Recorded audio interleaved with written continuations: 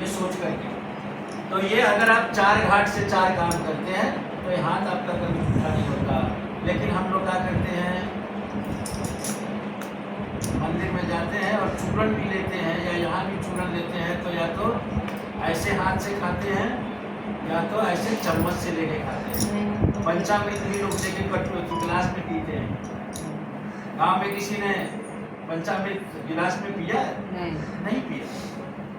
हाथ में ही लेकर के ऐसे ही खाते हैं। चूरन भी इसलिए बनता है भगवान का कि यहाँ लेकर के ऐसे ही खा कर, है ना। और जो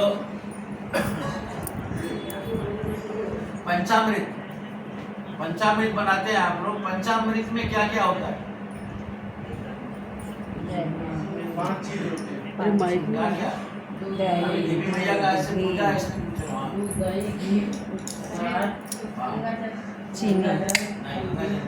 चीनी शक्कर। देखिए याद रखिए, 3 चीज गाय से, दूध, घी और दही, और मधुमक्खी से 1, और चीनी। बस 5 चीज। इसके अलावा अगर आप उसमें कुछ डाल रही हैं तो आप उसको खराब कर रही हैं, क्योंकि वो जो ये होता है पंचामृत किस लिए है? पंचामृत किस लिए डालते हैं और किस लिए बनाते हैं?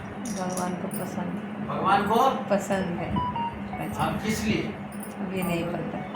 अभी उसमें तो पंचामृत स्नान भी होता है, उससे भोग भी लगता है। हमारे भोग लिए वो लगता है अमृत है, महादेव। लेकिन उनके लिए पंचामृत स्नान है। जब आप देखते हैं कि किसी भी भगवान का अभिषेक किया जाता है तो इन्हीं पंचामृत 5 चीज से किया जाता है। उसके बाद अपनी कामना पूर्ति के लिए आप क्या करते हैं? नारियल के पानी से करते हैं, गन्ना के जूस से करते हैं, ठीक है। लेकिन इन्हीं 5 चीजों से आपको अभिषेक किया जाता है भगवान का।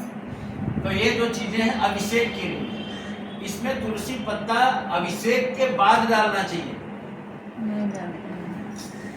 तुलसी पत्ता ऐसा नहीं कि आपने तुलसी पत्ता डाल दिया नहाने से पहले। आप नहाने जाएंगे, आपके पानी में कोई गिला के खरपतवार या कुछ भी डाल देगा तो आप नहाएंगे।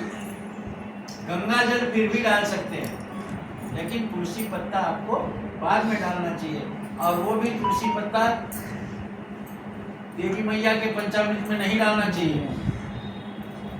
खाली राम जी के, परशुराम जी के, उसके बाद कुरमन के, वराह के, नरसिंह के, या जितने भी कृष्ण के, जितने भी राम जी के अवतार हैं, विष्णु भगवान के अवतार हैं, उनके पंचामृत में तुलसी बाद में डाल दी जाती है। इसलिए डाल दी जाती है क्योंकि हम लोगों के लिए वो प्रसाद है, या किसी भी पंचामृत में आता है। पंचामृत और चरणामृत में क्या अंतर है? नहाने के पहले पंचामृत से, नहाने के बाद चरणामृत। भगवान को नहलाते हैं। यस, जब पंचामृत से आप स्नान करा देते हैं और बाद में शुद्धोदक स्नान कराते हैं भगवान को, तो जब शुद्धोदक स्नान आप जल से कराते हैं तो वो जो जल है वो चरणामृत है।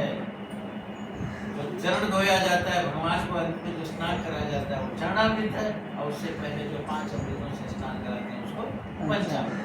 अच्छा, ये तो आप लोगों को मालूम है। अब ये बताइए कि पंचामृत बनाते हैं तो उसमें कितना क्या क्या होना चाहिए?